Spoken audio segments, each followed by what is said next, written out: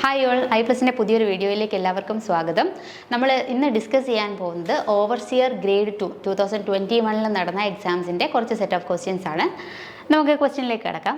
The face of the pointing is kept vertical and it is pressed inside the wall surface by a suitable tool to a depth of about 5 mm or more is called. അതായത് നമുക്ക് pointing പഠിക്കാനുണ്ടല്ലോ. ഈ പോയിന്റിങ്ങിൽ തന്നെ പല രീതിയിലുള്ള pointing പറയുന്നുണ്ട്. അപ്പോൾ അതിൻ്റെ അകത്തിൽ നമ്മൾ വേർട്ടിക്കലി പോയിന്റിങ് കട്ട് കൊടുക്കുന്ന, അതുപോലെ തന്നെ അകത്തേക്ക് ഒരു 5 mm ഡെപ്തിലേക്ക് പ്രസ് ചെയ്ത് വെക്കുന്ന ആ പോയിന്റിങ്ങിൻ്റെ പേരെന്താണെന്നാണ് ചോദിക്കുന്നത്. Option A recessed pointing, option B flush pointing, option C tuck pointing, option D struck pointing. അപ്പോൾ ഇതിൻ്റെ ആൻസർ എന്താണ് വരിക? റിസസ്ഡ് പോയിന്റിങ് ആണ് വരിക. Recessed, option A recessed pointing ആണ്. നമുക്ക് ഏതൊക്കെ ടൈപ്സ് ഓഫ് പോയിന്റിംഗ് ഉണ്ടെന്ന് നോക്കാം. ആദ്യത്തേത് വെതേർഡ് ആണ്. വെതേർഡ് എന്ന് പറഞ്ഞാൽ ഈ രീതിയിലായിരിക്കും പോയിന്റിംഗ് കൊടുക്കുക. അതുപോലെ ഇതിൻ്റെ നേരെ താഴേക്കാണ് പ്രസ് ചെയ്ത് വെക്കുന്നതെന്നുണ്ടെങ്കിൽ, ഇൻക്ലൈൻഡ് ആയിട്ട് ഒന്നുണ്ടെങ്കിൽ സ്ട്രക്ക് പോയിന്റിംഗ് വരും. അതേപോലെ ഇനി സ്ട്രെയിറ്റ് ആയിട്ട് തന്നെ കൊടുക്കുകയാണെങ്കിൽ ഫ്ലഷ് പോയിന്റിംഗ് എന്ന് പറയും. അതേപോലെ ഒരു വി ഷേപ്പിലുള്ള ഗ്രൂവായിട്ട് വേണമെങ്കിൽ കൊടുക്കാം. അതിനെ നമ്മൾ വി ഗ്രൂവ്ഡ് പോയിന്റിംഗ് എന്നാണ് പറയുക. ഓക്കെ, അടുത്തത് കീഡ് പോയിന്റിംഗ് എന്ന് പറയും. ഇതേപോലെ യു ഷേപ്പിൽ അകത്തേക്ക് പ്രസ് ചെയ്ത് വെക്കുന്നതിനാണ് കീഡ് ജോയിന്റ് എന്ന് പറയുക. ഇനിയും കംപ്ലീറ്റ് വേർട്ടിക്കലായിട്ട് തന്നെ അകത്തേക്ക് പ്രസ് ചെയ്ത് വെക്കുന്നതിനെയാണ് നമ്മൾ റിസസ്ഡ് പോയിന്റിംഗ് എന്ന് പറയുക. അതേപോലെ തന്നെ പുറത്തേക്ക്, വോളിന് പുറത്തേക്ക് ഒരു പ്രൊജക്ഷൻ കൊടുത്തിട്ട് ഇതേപോലെ വെക്കുകയാണെങ്കിൽ അതിനെ ടക്ക് പോയിന്റിംഗ് എന്ന് വിളിക്കും. അതേപോലെ ഈ ഒരു ഷേപ്പിലാണെങ്കിൽ ബീഡഡ് പോയിന്റിംഗ്. ഇതേപോലെ ഡിഫറെൻറ്റ് ടൈപ്സ് ഓഫ് പോയിന്റിംഗ് ഉണ്ട്. നമുക്കിതിലെ ക്വസ്റ്റ്യൻ ചോദിച്ചിരിക്കുന്നത് വെർട്ടിക്കലി അകത്തേക്ക് പ്രസ് ചെയ്യുന്നതാണ്, അത് റിസസ്ഡ് പോയിന്റിംഗ് ആണ് വരിക. ഓക്കെ, അടുത്ത question. In which term is used to refer the effect derived from space of a room, that is its length, width and height. അപ്പം നമ്മൾ ഈ പ്രോപ്പർ നമ്മുടെ ഒരു ഹൗസ് പ്ലാൻ ചെയ്യുന്ന സമയത്ത് കുറേ ആസ്പെക്ട്സ് അതായത് കുറേ കാര്യങ്ങൾ നോക്കാറുണ്ട്. അതിൽ ഫോർ എക്സാമ്പിൾ പറയുകയാണെങ്കിൽ പ്രോസ്പെക്ട്സ്, ആസ്പെക്ട്, റൂമിനസ്, ഓറിയൻറ്റേഷൻ, അല്ലേ? വീടിൻ്റെ ഓറിയൻറ്റേഷനും റൂമിനസും പ്രോസ്പെക്റ്റും ആസ്പെക്റ്റും ഒക്കെ നോക്കാറുണ്ട്. അപ്പോൾ ഇതിന് എന്താണ്, നമ്മൾ പ്രിൻസിപ്പിൾസ് ഓഫ് പ്ലാനിങ്ങിൽ പറയുന്നതാണ് ഈ കുറച്ച് കാര്യങ്ങൾ. ഇതിൻ്റെ അകത്തിൽ നമ്മുടെ ലെങ്ത്തും വിഡ്ത്തും ഹൈറ്റും ഒക്കെ ഡിപ്പെൻഡ് ചെയ്തിട്ടുള്ള, അല്ലെങ്കിൽ ആ റൂമിൻ്റെ സ്പേസിങ് കാണിക്കുന്ന ആ ടേമിനെ പറയുന്ന പേരെന്താണെന്നാണ്.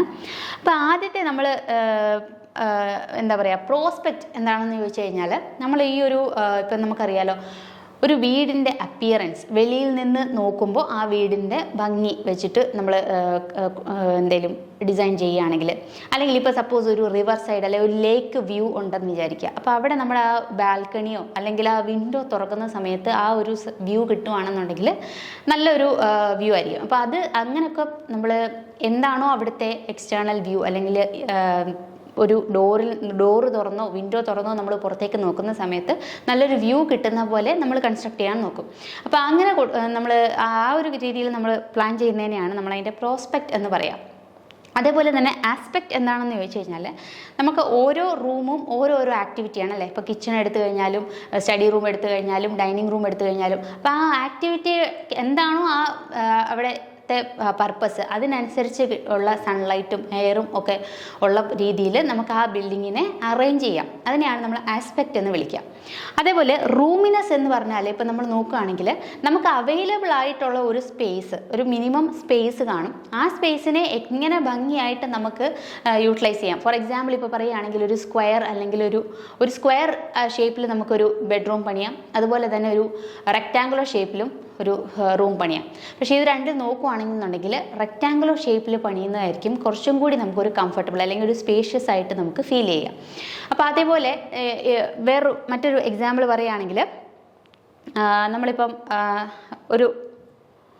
നമ്മളിപ്പോൾ ഇതേപോലെ ഒരു റൂമിൽ നിൽക്കുകയാണെങ്കിൽ നമ്മുടെ സ്ട്രെയിറ്റ് ആയിട്ട് നമ്മൾ നോക്കുന്ന സമയത്ത് നമ്മുടെ ഐസൈറ്റ് പോകുന്നത് ഇതേപോലെ ഈ ടോപ്പിൽ, അല്ലെങ്കിൽ ഈ സീലിങ്ങിലും അതുപോലെ തന്നെ ഈ വോളിൻ്റെയും കൂടെ ജംഗ്ഷനിൽ വരികയാണെങ്കിൽ നമുക്കത് ഭയങ്കര ഇടുങ്ങിയ റൂമായിട്ട് ഫീൽ ചെയ്യും. അതേസമയം സീലിംഗ് കുറച്ച് ഹൈറ്റിലാണെന്നുണ്ടെങ്കിൽ ഇതേപോലെ ഈ ജംഗ്ഷനിലേക്ക് നമ്മുടെ ഐസൈറ്റ് പോവില്ല. അപ്പോൾ നമുക്ക് കുറച്ചും കൂടി ഒരു കംഫർട്ട് ഫീലിംഗ് തോന്നും. അപ്പോൾ ഇങ്ങനെയൊക്കെ ഉള്ള രീതിയിൽ ആ സ്പേസിനെ നമുക്ക് വെൽ യൂട്ടിലൈസ് ചെയ്യാൻ വേണ്ടിയിട്ട് അതിൻ്റെ ഹൈറ്റും ഡയമെൻഷനും എല്ലാ ഡയമെൻഷനും ലെങ്തും വിഡ്ത്തും ഹൈറ്റും ഒക്കെ നോക്കിയിട്ട് നമ്മൾ അറേഞ്ച് ചെയ്യുന്നതിനെയാണ് അതിൻ്റെ റൂമിനെസ് എന്ന് പറയാം. ഓക്കെ, അതേപോലെ നമുക്ക് അടുത്ത പറയാനുള്ളത് എന്താണ് ഓറിയൻറ്റേഷൻ നമുക്കറിയാമല്ലോ. ഇപ്പം വാസ്തു പ്രകാരമൊക്കെ ആണെങ്കിലും നമ്മുടെ റൂം എങ്ങോട്ടേക്ക് ഓറിയൻറ്റ് ചെയ്തിരിക്കണം. ഇപ്പം കിച്ചൺ ഈസ്റ്റ് സൈഡിലേക്ക് വെക്കാറുണ്ട്, അതുപോലെ സ്റ്റഡി ഏരിയ നോർത്തിലേക്ക് നോക്കാറുണ്ട്. അങ്ങനെ ഡിഫറെൻറ്റ് പർപ്പസിനനുസരിച്ച് ഓരോ ബിൽഡിങ്സും അല്ലെങ്കിൽ ഓരോ റൂംസും എങ്ങനെ ഓറിയൻറ്റ് ചെയ്തിരിക്കണം. അല്ലെങ്കിൽ നോർത്ത് ഫേസിങ് ആയിട്ടുള്ള വീടുകൾക്ക് ഒരു പ്രത്യേകത ഉണ്ടാവും, വെസ്റ്റ് ഫേസിങ് ആണെങ്കിൽ നോക്കും.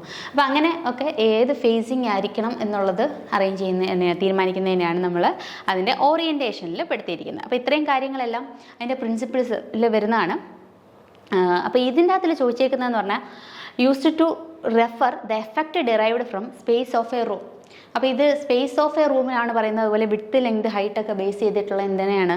റൂമിനെസ്സിനെയാണ്. റൂമിനെസ് എന്ന് പറയുന്ന ടേമാണ് അവിടെ യൂസ് ചെയ്യുക. ഓക്കെ, അടുത്ത ഒരു ക്വസ്റ്റ്യൻ നോക്കാം. The coping between apex and skew corbel in case of a gable wall is known as. അപ്പോൾ coping between apex and skew corbel നമുക്കറിയാമല്ലോ, ഈ സപ്പോർട്ടിന് വേണ്ടി കൊടുക്കുന്ന ഒരു സ്റ്റോണാണ്. അപ്പോൾ അതും അതിൻ്റെ കോപ്പിംഗ് അപ്പെക്സും തമ്മിൽ കണക്ട് ചെയ്തിരുന്ന അവിടുത്തെ കോപ്പിങ്ങിൽ പ്രൊവൈഡ് ചെയ്യുന്ന അതിനെ പറയുന്ന പേരെന്താണെന്നാണ് ചോദിച്ചേക്കുന്നത്. Option A stoolings, option B stringer, option C finial, option D kneeler. അപ്പോൾ ഇതിനതിലെ എന്താണ് നമ്മൾ ഫിഗർ കാണിക്കുകയാണെങ്കിൽ നീലറാണ് ഓപ്ഷനായിട്ട് വരിക. അപ്പോൾ ഇതാണ് നമ്മുടെ കോപ്പിംഗ് എന്ന് പറയുക. ഇതിൻ്റെ താഴെ സാധാരണയായിട്ട് ഒരു കോർബൽ സ്റ്റോൺ പ്രൊവൈഡ് ചെയ്യാറുണ്ട്. അപ്പോൾ ഈ ഒരു ഗേബിൾ എൻഡിൻ്റെ കോപ്പിംഗ് പോർഷൻ വന്നിട്ട് ഈ നീലർ സ്റ്റോണിലേക്കാണ് സപ്പോർട്ട് ചെയ്യുക. അപ്പോൾ ഈ താഴെയായിട്ട് നമ്മൾ അതിന് സപ്പോർട്ട് ചെയ്യാൻ വേണ്ടിയിട്ട് ഇവിടെ ഒരു കോർബൽ സ്റ്റോൺസ് കൊടുക്കാറുണ്ട്. അപ്പോൾ നമ്മളോട് ചോദിച്ചിട്ടിരിക്കുന്നത് coping between apex and skew corbel എന്താണെന്നാണ് ചോദിച്ചേക്കുന്നത്. ഇതിൻ്റെ രണ്ടിൻ്റെയും കൂടെ ഇടയിൽ വരുന്ന ആ പോർഷനെ അല്ലെങ്കിൽ ആ സ്റ്റോണിനെ നമ്മൾ വിളിക്കുന്ന പേരാണ് നീലർ എന്നാണ് വിളിക്കുന്നത്. ജസ്റ്റ് സപ്പോർട്ട് ചെയ്യാൻ വേണ്ടിയിട്ടാണ് നമ്മളിത് കൊടുത്തിട്ടുള്ളത്. ഓക്കെ, അടുത്ത ഒരു question. 1 metre cube of brick earth is about. 1 metre cube ബ്രിക്കിൻ്റെ വെയിറ്റ് ആണ് ചോദിച്ചേക്കുന്നത്. Option A 1800 kilogram, option B 2200 kilogram, option C 1200, option D 1500. അപ്പോൾ നമ്മൾ ഓൾറെഡി പഠിച്ചിട്ടുണ്ടല്ലേ, ഒരു മീറ്റർ ക്യൂബ് നോക്കിയാൽ അതിൻ്റെ അകത്തിൽ നമ്മൾക്ക് 500 ബ്രിക്സ് ആണ് വരിക. 500 ബ്രിക്സ് ആണ് വരിക. അപ്പോൾ ഈ ഒരു ബ്രിക്കിൻ്റെ വെയിറ്റ് നമുക്ക് ഏകദേശം എത്ര എടുക്കാൻ പറ്റും? ഒരു ബ്രിക്കിൻ്റെ വെയിറ്റ് എന്ന് പറഞ്ഞാൽ ഏകദേശം നമുക്കൊരു 3.5 സംതിങ് അല്ലെങ്കിൽ 3.6 kg വരും. അപ്പോൾ അങ്ങനെ 500 ബ്രിക്സിൻ്റെ വെയിറ്റ് എടുത്ത് നോക്കിക്കഴിഞ്ഞാൽ അറൗണ്ട് ഏകദേശം 1800 ആണ് ആൻസർ വരിക. ഓപ്ഷൻ എ ആണ് കറക്റ്റായിട്ട് വരിക. ഓക്കെ,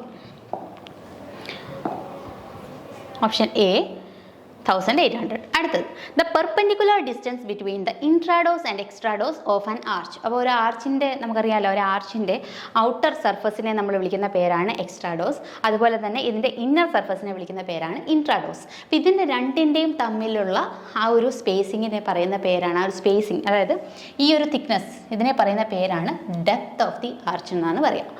എന്താണ് depth of the arch? Okay, അടുത്ത question. The T square are designated by its. ഇപ്പോൾ ടി സ്ക്വയർ നമുക്കറിയാമല്ലേ, ഹൊറിസോണ്ടൽ ലൈൻസ് വരയ്ക്കാൻ വേണ്ടി നമ്മൾ യൂസ് ചെയ്യുന്ന ടി സ്ക്വയറിനെ എങ്ങനെയാണ് ഡെസിഗ്നേറ്റ് ചെയ്യുന്നത്? എന്തിൻ്റെ ബേസിലാണ് ഡെസിഗ്നേറ്റ് ചെയ്യുന്നത്? Option A breadth, option B overall length, option C blade length, option D width of the head. ഇപ്പോൾ ഇതിനെ നോക്കിക്കഴിഞ്ഞാൽ നമുക്ക് പല പോർഷൻസ് ഉണ്ടെന്നൊക്കെ നമ്മൾ പഠിച്ചിട്ടുണ്ട്. ഏതാണ് ഇവിടെ വരുന്നത്? ഡെസിഗ്നേറ്റ് ചെയ്യുന്നത് അതിൻ്റെ ബ്ലേഡിൻ്റെ ലെങ്ത് വെച്ചിട്ടാണ് ഡെസിഗ്നേറ്റ് ചെയ്യുന്നത്. ഓക്കെ, അടുത്ത question. What is the minimum width of border on left side of A0 and A0 and A1 drawing sheet? A0 A1 ഷീറ്റുകളുടെ ബോർഡർ നമ്മൾ എത്ര വിഡ്ത്ത് ആണ് കൊടുക്കേണ്ടത്? അവിടെ കൊടുക്കേണ്ട മിനിമം വിഡ്ത്ത് ആണ്. Option A 26 mm, option B 24 mm, option C 20 mm, option D 22 mm and 20 mm. അതിൽ എത്രയാണ് മിനിമം കൊടുക്കേണ്ട ബോർഡർ എന്ന് പറഞ്ഞാൽ 20 mm ആണ്. അപ്പോൾ ഈ ഒരു ഫിഗർ ഇതേപോലെ കാണിച്ചിട്ടുണ്ട്. ഇവിടെ ബോർഡർ കൊടുക്കേണ്ട മിനിമം വിഡ്ത്ത് എന്ന് പറഞ്ഞാൽ A0 ആണെങ്കിലും A1 ആണെങ്കിലും കൊടുക്കേണ്ട മിനിമം ഈ ഒരു ബോർഡർ വിഡ്ത്ത് എന്ന് പറയുന്നത് 20 mm ആണ്. ഓക്കെ, അടുത്ത question. Inner details of an object not visible from outside are represented by. അപ്പോൾ നമുക്ക് ലൈൻസ് വരയ്ക്കുന്ന സമയത്ത് നമുക്ക് കാണാൻ പറ്റാത്ത ലൈൻസ്, ഹിഡൻ ലൈൻസ് നമ്മൾ എങ്ങനെയാണ് വരയ്ക്കുക? ഡാഷ്ഡ് ലൈൻസ് ആയിട്ടാണല്ലേ വരയ്ക്കുക. അപ്പോൾ option A visible outlines, option B dimensionless lines, option C dashed lines, option D centre line. അപ്പോൾ കാണാൻ പാടില്ലാത്തത് നമ്മൾ ഏതിലാണ്? ഇതേപോലെ ഡോട്ടഡ് ലൈൻസ് അല്ലെങ്കിൽ ഇതുപോലെ എന്താണ് ഡാഷ്ഡ് ലൈൻസ് ആയിട്ടായിരിക്കും നമ്മൾ കൊടുക്കുക. അതാണ് ഹിഡൻ ലൈൻസിനെ റെപ്രസെൻറ്റ് ചെയ്യുക. നമുക്ക് വെളിയിൽ നിന്ന് കാണാൻ പറ്റാത്ത ലൈൻസ് ഇതേപോലെയാണ് നമ്മൾ റെപ്രസെൻറ്റ് ചെയ്യുക. ഓക്കെ, അടുത്ത question. How the dimensions can be read in aligned system of dimension technique. അപ്പം അലൈൻഡ് സിസ്റ്റം നമുക്ക് രണ്ട് രീതിയിലുള്ള സിസ്റ്റംസ് ഉണ്ട് അല്ലേ? ഒന്ന് അലൈൻഡ് സിസ്റ്റം എന്ന് വിളിക്കും, അതുപോലെ തന്നെ രണ്ടാമത്തേത് എന്താണ്? നമ്മുടെ യൂണി ഡയറക്ഷണൽ സിസ്റ്റം എന്ന് വിളിക്കും. അപ്പോൾ ഇതുപോലെ നമ്മൾ ഈ ഡയമെൻഷൻസ് ഒക്കെ മാർക്ക് ചെയ്യുന്ന സമയത്ത് ഇതൊരു ഫിഗർ ആണെന്നുണ്ടെങ്കിൽ ഇതിൻ്റെ അകത്തിലെ ഡയമെൻഷൻസ് നമ്മളെല്ലാം എഴുതുന്നത് സ്ട്രെയിറ്റ് ആയിട്ടായിരിക്കും. അതായത് ഇവിടെ നിന്ന് നോക്കുന്ന ഒരാൾക്ക് നോക്കുകയാണെങ്കിൽ വായിക്കാൻ പറ്റുന്ന പോലെ ഇതേപോലെ ആയിരിക്കും എല്ലാ ഡയമെൻഷൻസും എഴുതുക. ഇതാണ് നമ്മൾ യൂണി ഡയറക്ഷണൽ എന്ന് വിളിക്കുന്നത്, യൂണി ഡയറക്ഷണൽ സിസ്റ്റം.